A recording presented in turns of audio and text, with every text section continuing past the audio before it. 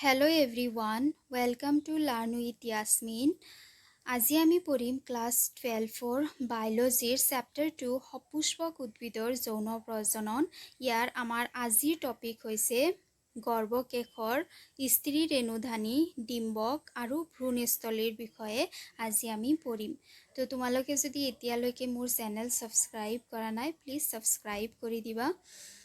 তো কি হয় যে যিবোৰ পুংস্তবক থাকে, আমি লাষ্ট ভিডিঅ'ত পঢ়িছোঁ যে যিবোৰ পুংস্তবক থাকে, পুংস্তবকবোৰে কি কৰে, এজোপা ফুলৰ যিবোৰ পুংজনন অংগ আছে, পুংজনন অংগসমূহক প্ৰতিনিধিত্ব কৰে, হয়নে? পুংজনন অংগসমূহক সিহঁতে কি কৰে, প্ৰেজেণ্ট কৰে, য'ত কি থাকে আছিল, পৰাগধানী আছিল, তাৰপিছত পুংদণ্ড আছিল, এইবোৰ গোটেইখিনিক একেলগে কি বুলি কোৱা হয়, পুংস্তবক বুলি কোৱা হয়।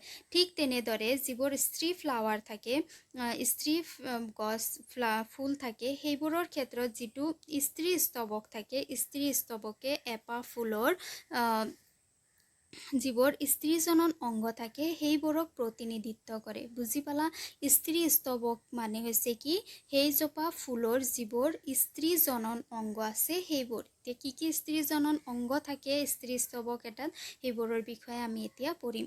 এতিয়া কেতিয়াবা কি হয়, স্ত্ৰী স্তবক এটাত মাত্ৰ এডাল গৰ্ভকেশৰৰ দ্বাৰা গঠিত হয়। স্ত্ৰী স্তবক কেনেকুৱা থাকে, এনেকুৱা কলহৰ দৰে, হয়নে? ইয়াতে গৰ্ভমুণ্ড থাকে। তো স্ত্ৰী স্তবকত কেতিয়াবা কি হয়, এইটো যিটো গৰ্ভকেশৰ আছে, কেতিয়াবা মাত্ৰ এটা গৰ্ভকেশৰ থাকে। যদি ফুল এটাত মাত্ৰ এটা গৰ্ভকেশৰ থাকে তেতিয়াহ'লে তাক কি বুলি কোৱা হয়, এক গৰ্ভপত্ৰী বুলি কোৱা হয়।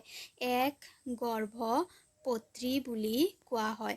আৰু যদি কি হয়, গৰ্ভকেশৰৰ সংখ্যা এটাতকৈ বেছি হয়, কেতিয়াবা কিছুমান ফুলত গৰ্ভকেশৰ এটাতকৈ বেছি হোৱা দেখা যায়, তেতিয়া তাক বহু গৰ্ভপত্ৰী বুলি কোৱা হয়। এইটো চোৱা পিকচাৰত, এইটো হৈছে কি, বহু গৰ্ভপত্ৰী।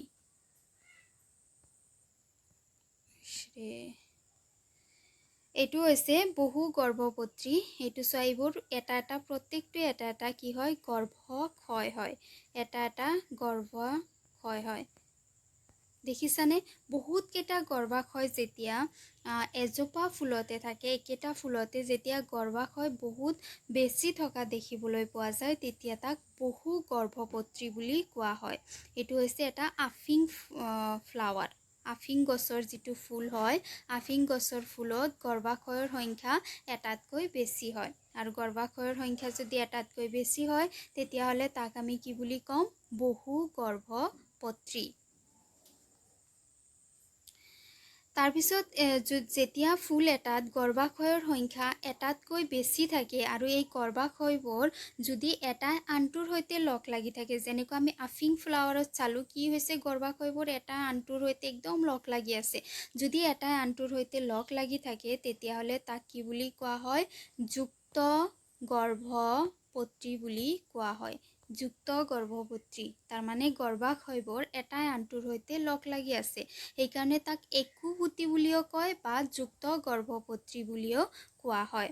আৰু যদি কি হয়, যেতিয়া বহু গৰ্ভপত্ৰী গৰ্ভকেশৰবোৰে এটাই আনটোৰ পৰা আঁতৰি থাকে, তাৰমানে এনেদৰে লগ লাগি নাথাকে, বেলেগ বেলেগ ঠাইত গৰ্ভাশয়বোৰ থাকে, এটাই আনটোৰ লগত এটাচ নাথাকে, তেতিয়াহ'লে তাক মুক্ত গৰ্ভপত্ৰী বুলি কোৱা হয়। এইখিনি ক্লিয়াৰ হৈছেনে? তাৰমানে যেতিয়া ফুল এটাত গৰ্ভাশয়ৰ সংখ্যা এটা থাকে, এটা গৰ্ভাশয় থাকে, তেতিয়া তাক কি বুলি কোৱা হয়, এক গৰ্ভপত্ৰী। যেতিয়া গৰ্ভাশয়ৰ সংখ্যা এটাতকৈ বেছি থাকে তেতিয়া তাক কোৱা হয় বহু গৰ্ভপত্ৰী। যেতিয়া গৰ্ভাশয় বহু গৰ্ভপত্ৰী ফুলবোৰৰ গৰ্ভাশয়বোৰ এটাই আনটোৰ লগত লগ লাগি থাকে তেতিয়া তাক একিপুটি বা যুক্ত গৰ্ভপত্ৰী বুলি কোৱা হয়। যদি গৰ্ভাশয়বোৰ এটাই আনটোৰ লগত লগ লাগি নাথাকে, মুক্তভাৱে থাকে, তেতিয়া তাক মুক্ত গৰ্ভপত্ৰী বুলি কোৱা হয়। ঠিক আছে এইখিনি।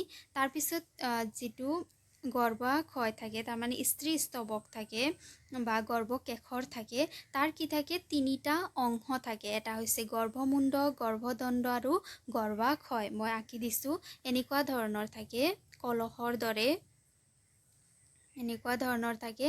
ইয়াৰ ওপৰত তোমালোকে জবা ফুলৰ দেখিছা, বহুত সুন্দৰ ৰঙা ৰঙৰ এনেকুৱা ধৰণৰ যে থাকে, ইয়াক কি বুলি কোৱা হয়, গৰ্ভমুণ্ড বুলি কোৱা হয়। ইয়াক কোৱা হয় গৰ্ভমুণ্ড। তাৰপিছত এইটো যে টিউবৰ দৰে যিটো আকাৰ আছে এইটোক কি বুলি কোৱা হয়? গৰ্ভদণ্ড বুলি কোৱা হয়। তাৰপিছত তলত যে ফুলা যে কলহৰ তলিৰ যিখিনি যেনেকুৱা দেখা যায় সেনেকুৱা যিটো অংশ আছে সেইটো কি বুলি কোৱা হয়? গৰ্ভাশয়। গৰ্ভাশয় বুলি কোৱা হয়। এতিয়া চোৱা যিটো গৰ্ভমুণ্ড হৈছে এইটো যে পাৰ্ট গৰ্ভমুণ্ড থকা যিটো পাৰ্ট হৈছে সেইটোৰ কাম কি? গৰ্ভমুণ্ড কি হয়? একমাত্ৰ ৰাস্তা হয় যাৰ সহায়ত পৰাগ ৰেণুবোৰ যিটো মতা ফুল থাকে সেইবোৰৰ পৰা পৰাগ ৰেণুবোৰ আহি ক'ত পৰিব পাৰে? এই গৰ্ভমুণ্ডত যেতিয়া পৰে তেতিয়া সেই গৰ্ভদণ্ডৰ সহায়ত তলৰ ফালে যাব পাৰে। গতিকে নিষেচনৰ কাৰণে পৰাগ ৰেণু কি হ'ব লাগে? গৰ্ভাশয়ত যাব লাগে। আৰু পৰাগৰেণু গৰ্ভাশয়ত যোৱাৰ কাৰণে একমাত্ৰ ৰাস্তা হৈছে কি? গৰ্ভমুণ্ড। তাৰপিছত হৈছে কি? গৰ্ভদণ্ড। গৰ্ভদণ্ডডাল কি হয়? এডাল দীঘলীয়া লাঠিৰ দৰে অংশ আৰু গৰ্ভদণ্ডডালে কি কৰে? এই গৰ্ভমুণ্ড এইটো অংশ গৰ্ভমুণ্ড আৰু ইয়াতে যে আছে গৰ্ভাশয় এই দুটাক কানেক্ট কৰি ৰাখে। এই দুটাক একেলগে লগাই ৰাখে। বুজি পালা? গতিকে গৰ্ভদণ্ডৰ কাম হৈছে কি? গৰ্ভমুণ্ড আৰু গৰ্ভাশয়ক লগাই ৰখা। গতিকে যেতিয়া পৰাগৰেণু আহি গৰ্ভমুণ্ডত পৰিব তেতিয়া এই গৰ্ভকেশৰৰ সহায়ত যাতে ই গৰ্ভাশয়ত যাব পাৰে সেইকাৰণে ইয়াতে গৰ্ভদণ্ড থাকে। বুজি পালা? এতিয়া কি হয় কি যিটো গৰ্ভাশয় থাকে এনেকুৱা ধৰণৰ যিটো গৰ্ভাশয় থাকে সেই গৰ্ভাশয়টোৰ ভিতৰত কি থাকে? ডিম্বাশয় কোষ্ঠী। তোমালোকে চাগে আগতেও পাইছিলা। এনেকুৱা ধৰণৰ সৰু সৰু কোঠা থাকে গৰ্ভাশয়ৰ ভিতৰত। তাক কি বুলি কোৱা হয়? ডিম্বাশয় কোষ্ঠী বুলি কোৱা হয়। বুজি পালা? ডিম্বাশয় কোষ্ঠী বুলি কোৱা হয় যিবোৰ সৰু সৰু কোঠা থাকে। আৰু এই কোঠাবোৰৰ ভিতৰত ডিম্বাশয় কোষ্ঠীৰ ভিতৰ ফালে অপেৰা স্থিতি লাভ কৰে। তোমালোকে আগতে পঢ়িছিলা ক্লাছ 11ত অপেৰাৰ বিষয়ে। তো অপৰা যিটো হয় অপৰাই কি কৰে? ডিম্বাশয়ৰ কষ্টৰ ভিতৰত এইবোৰ ঠাইতে এনেকুৱা ধৰণে কি থাকে? অপেৰাটো থাকে। বেলেগ কালাৰ দি দিছোঁ এতিয়া মনত থাকিব। এনেকুৱা ধৰণে কি থাকে? এইটো যিটো য়েল্লো কালাৰ মই দিছোঁ এইটো হৈছে কি? অপেৰা। বুজি পালা? এইটো হৈছে অপেৰা। অপেৰাই কি কৰে? অপেৰাই যিটো ডিম্বক সৃষ্টি হয় ডিম্বক কষ্টৰ ভিতৰত এইটো যে ডিম্বক কষ্ট আছে এইটোৰ ভিতৰত যেতিয়া ডিম্বকৰ সৃষ্টি হয় সেই ডিম্বকৰ চাৰিওফালে এইটো যে য়েল্লো কালাৰৰ আছে এইটো এটা কুশ্বনৰ দৰে আকৃতি। বুজি পালানে? কুশ্বনৰ দৰে একদম সফ্ট ধৰণৰ এনেকুৱা আকৃতি থাকে যে যাক আমি অপেৰা বুলি কওঁ। এইটো হৈছে কুশ্বনৰ দৰে ষ্ট্ৰাকচাৰ যিয়ে কি কৰে? ডিম্বকৰ সৈতে লগ লাগি থাকে। আৰু এই যে কুশ্বনৰ দৰে যে ষ্ট্ৰাকচাৰ যাক আমি অপেৰা বুলি কৈ আছোঁ এইটো আচলতে কি হয়? এক প্ৰকাৰৰ কলা। বুজি পালা? এই কুশ্বনৰ দৰে আকাৰ যিটো অপেৰা হয় সেইটো এক ধৰণৰ কলা হয় যিয়ে কি কৰে? গৰ্ভাশয়ক ডিম্বকৰ সৈতে লগাই ৰাখে। এতিয়া ইয়াতে কি হ'ব? এইটো যিটো ডিম্বকৰ কষ্ট আছে ইয়াতে ডিম্বকৰ সৃষ্টি হ'ব হয়নে? এই ডিম্বকবোৰক এইটো যে ৰেড কালাৰৰ যিটো ৱাল এইটো ৱালটো কি হয়? আমাৰ ডিম্বাশয়ৰ ৱাল হয়। এই ৱালৰ লগত ডিম্বকক গৰ্ভাশয়ৰ ৱালৰ লগত বেৰৰ লগত লগাই ৰখা কোনে? অপেৰাই। বুজি পালানে? এইটো যে চাৰিওফালে যে অপেৰা আছে ইয়াৰ সহায়ত কি হৈ আছে? এইটো যিটো গৰ্ভাশয়ৰ যিটো বেৰ আছে সেই বেৰটোৰ সৈতে এই ডিম্বক কষ্টৰ ভিতৰত যিবোৰ ডিম্বক আছে সেইবোৰ কি হৈ আছে? লগ লাগি আছে। বুজি পালা এইখিনি? অপেৰাৰ কাম কি? অপেৰাই কি কৰে? যিবোৰ ডিম্বক আছে ডিম্বকক ডিম্বাশয়ৰ সৈতে লগাই ৰখাত সহায় কৰে। অপেৰা এক ধৰণৰ কি হয়? কলা। ওকে, তাৰপিছত কি লিখিছে? যিবোৰ অপেৰা হয় অপেৰাৰ পৰা কি সৃষ্টি হয়? অপেৰা কি হয় আমি পালোঁ? অপেৰা এক ধৰণৰ কলা হয় হয়নে? এই কলাৰ পৰা কিহৰ সৃষ্টি হয়? কলাৰ পৰা যিবোৰ স্ত্ৰী ৰেণুধানী আছে তাৰমানে যিবোৰ ডিম্বক আছে সেইবোৰৰ সৃষ্টি হয়। ডিম্বকৰ সৃষ্টি তেনেহ'লে ক'ৰ পৰা হয়? যিবোৰ অপেৰা আছে তাৰমানে যিবোৰ কলা থাকে ডিম্বকৰ চাৰিওফালে ডিম্বাশয়ৰ চাৰিওফালে যিবোৰ কলা থাকে সেই কলাবোৰে কিহৰ সৃষ্টি কৰে? ডিম্বকৰ সৃষ্টি কৰে। এতিয়া এটা গৰ্ভাশয়ৰ ভিতৰত কেতিয়াবা এটা ডিম্বকৰ সৃষ্টি হ'ব পাৰে। বুজিলা, এটা ডিম্বাশয়ৰ ভিতৰত কেতিয়াবা কি হ'ব পাৰে, এটা গৰ্ভাশয়ৰ ভিতৰত মাত্ৰ এটা ডিম্বকৰ সৃষ্টি হ'ব পাৰে। যদি এটা গৰ্ভাশয়ৰ ভিতৰত মাত্ৰ এটা ডিম্বকৰ সৃষ্টি হয় তেতিয়াহ'লে সেইবোৰৰ উদাহৰণ হৈছে কি, যেনেকুৱা ধান, ঘেঁহু, আম, এইবোৰৰ এটা গৰ্ভাশয়ত এটা ডিম্বকৰ সৃষ্টি হয়। তাৰপিছত কিছুমান গছ আছে, কিছুমান গছৰ ফুল আছে য'ত কি হয়, গৰ্ভাশয়ত বহুত ডিম্বকৰ সৃষ্টি হয়। বহুত ডিম্বকৰ সৃষ্টি হোৱা উদাহৰণ হৈছে যেনেকুৱা তৰমুজ, কপৌ ফুল। বুজি পালা? আমাৰ নেক্সট টপিক হৈছে স্ত্ৰী ৰেণুধানী ডিম্বক। যেনেকুৱা আমি পুংলিংগধৰ উদ্ভিদত পুং ৰেণুধানীৰ বিষয়ে পঢ়িছিলোঁ, ঠিক তেনেদৰে আমি স্ত্ৰী লিংগধৰ উদ্ভিদত স্ত্ৰী ৰেণুধানীৰ বিষয়ে পঢ়িম। আমি এটা গুপ্তবীজী উদ্ভিদৰ ডিম্বকৰ আকাৰ কেনেকুৱা হয় সেই বিষয়ে আমি পঢ়িম। ইয়াত কি কি থাকে সেইটো বিষয়ে পঢ়িম। আৰু যিটো ডিম্বক আছে, ডিম্বকটো কেনেকুৱা হয়, যিটো কলহৰ তলি যেনেকুৱা ঠিক তেনেদৰে দেখিবলৈ পোৱা যায়, অলপমান টোপাকাৰ হয় ডিম্বকটো। এই টোপাকাৰ যি ডিম্বকটো আছে, ডিম্বকটো যিটো বস্তুৰ সৈতে লাগি থাকে, ইয়াতে যিটো বস্তুৰ সৈতে ডিম্বকটো লাগি থাকে সেইটো কি বুলি কোৱা হয়, সেইটো কোৱা হয় ডিম্বক নাড়ী। এয়া চোৱা ছবিত, ডিম্বক নাড়ী হৈছে কোনটো, এইখিনি গোটেইখিনি হৈছে কি ডিম্বক। এই ডিম্বকৰ এইখিনি অংশ য'ত ডিম্বকটো লাগি আছে সেইটো অংশক কি বুলি কোৱা হয়, ডিম্বক নাড়ী বুলি কোৱা হয়। এই অংশটোৰ নাম হৈছে ডিম্বক নাড়ী। এতিয়া এই ডিম্বক নাড়ীৰ সৈতে ডিম্বকটো যাৰ সহায়ত লাগি আছে, এইটো চোৱা, ইয়াৰ সহায়ত ডিম্বকটো লাগি আছে, এইটো অংশত ডিম্বকটো কি হৈ আছে, ডিম্বক নাড়ীৰ সৈতে লাগি আছে। যিটো অংশত ডিম্বক নাড়ীৰ সৈতে লাগি থাকে সেই অংশটোক কি বুলি কোৱা হয়, সেই অংশটোক কোৱা হয় ডিম্বক নাভি। এতিয়া প্ৰত্যেকটো ডিম্বকৰে চাৰিওফালে আৱৰণি থাকে, ৰক্ষণাবেক্ষণ দিয়াৰ কাৰণে, প্ৰটেকশ্যনৰ কাৰণে আৱৰণি থাকে। এটা আৱৰণি বা কেইবাটাও আৱৰণি থাকিব পাৰে। ডিম্বকৰ চাৰিওফালে যিবোৰ আৱৰণি থাকে সেই আৱৰণিবোৰক কি বুলি কোৱা হয়, ডিম্বক তক বুলি কোৱা হয়। আৱৰণিসমূহক ডিম্বক তক বুলি কোৱা হয়।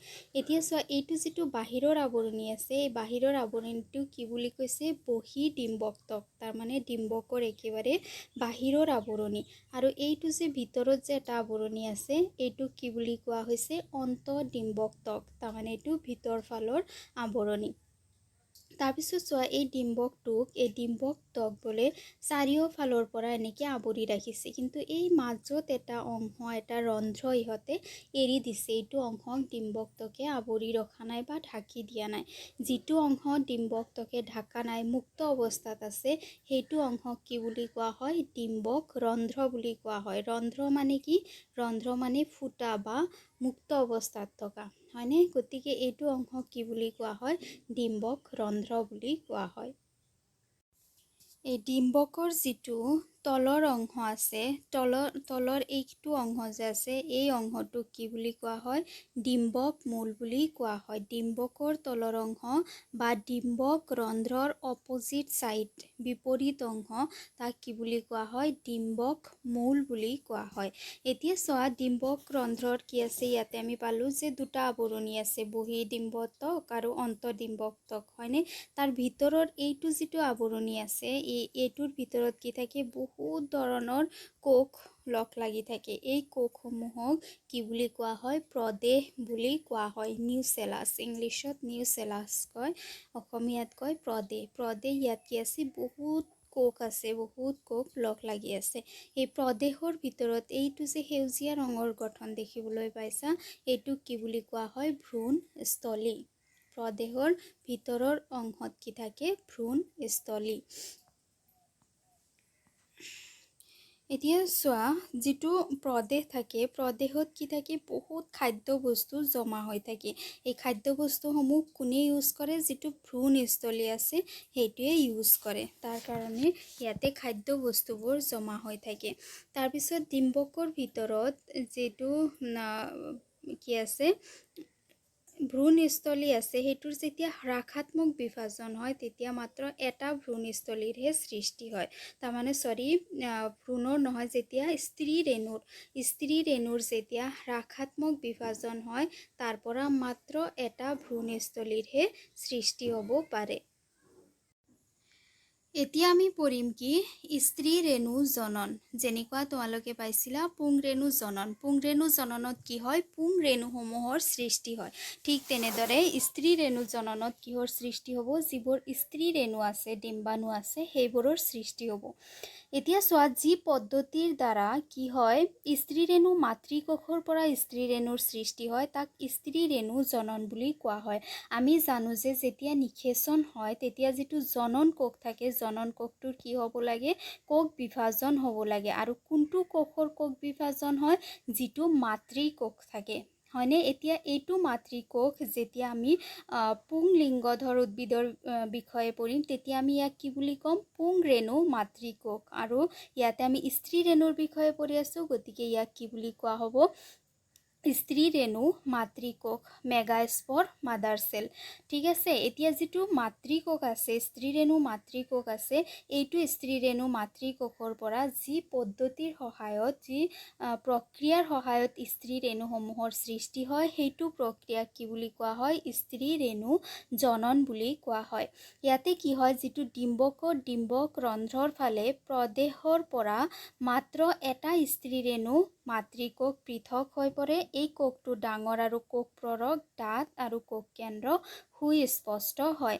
এতিয়া আমি চাইছিলোঁ যে যিটো ডিম্বকত আমি যে অলপ আগত পঢ়িলোঁ, ডিম্বকৰ আকাৰত, ডিম্বকৰ ভিতৰত কি থাকে, বহুত ধৰণৰ কোষ থাকে। এই কোষসমূহক কি বুলি কোৱা হয়, প্ৰদেশ বুলি কোৱা হয়। বহুত কোষ একেলগে লগ লাগি থাকে, একদম কুশ্বনৰ দৰে হৈ থাকে। এই কোষসমূহক একেলগে কি বুলি কোৱা হয়, প্ৰদেশ। এই প্ৰদেশৰ পৰা এটা কোষ, মাত্ৰ এটা কোষ কি হৈ যায়, পৃথক হৈ যায়। পৃথক হৈ সেইটো কোষ আকাৰত ডাঙৰ হ'বলৈ ধৰে আৰু এই কোষটো গৈ পেলাই কিহৰ সৃষ্টি হয়, মাতৃকোষৰ সৃষ্টি হয়। তাৰমানে স্ত্ৰী ৰেণু মাতৃকোষৰ সৃষ্টি কৰে এই কোষটো ডাঙৰ হৈ পেলাই। তাৰপিছত এই স্ত্ৰী ৰেণু মাতৃকোষটোৰ কি হয়, হ্ৰাসাত্মক বিভাজন হয়। যেনেকৈ আমি জানো যে যিটোৰ জনন কোষ থাকে সেইটোৰ বিভাজন হ'ব লাগে, হ্ৰাসাত্মক বিভাজন হওক, দৈহিক বিভাজন হওক, বিভাজন হয়নে? গতিকে এইটো যিটো স্ত্ৰী ৰেণু মাতৃকোষৰ সৃষ্টি হ'ল, সেই স্ত্ৰী ৰেণু মাতৃকোষটোৰ এইবাৰ কি হ'ব, হ্ৰাসাত্মক বিভাজন হ'ব। বিভাজন হৈ পেলাই এটা স্ত্ৰী ৰেণু মাতৃকোষৰ পৰা এগুণ সংখ্যক 4টা স্ত্ৰী ৰেণুৰ সৃষ্টি হয়। বুজি পালা? যিটো স্ত্ৰী ৰেণু মাতৃকোষ আছিল সেই স্ত্ৰী ৰেণু মাতৃকোষটো কি হয়, ডিপ্লয়েড, টুৱাইচ এন। এইটো কি হ'ব, বিভাজন হ'ব। বিভাজন হৈ কিহৰ সৃষ্টি কৰিব, 4টা এগুণ সংখ্যক স্ত্ৰী ৰেণুৰ সৃষ্টি কৰে। এনেদৰে 4টা এগুণ সংখ্যক স্ত্ৰী ৰেণুৰ সৃষ্টি কৰে। ইয়াতে কি হ'ল, স্ত্ৰী ৰেণু জননত এনেদৰে কি হয়, স্ত্ৰী ৰেণুৰ সৃষ্টি হয়, যাক আমি স্ত্ৰী ৰেণু জনন বুলি কওঁ। Thank U.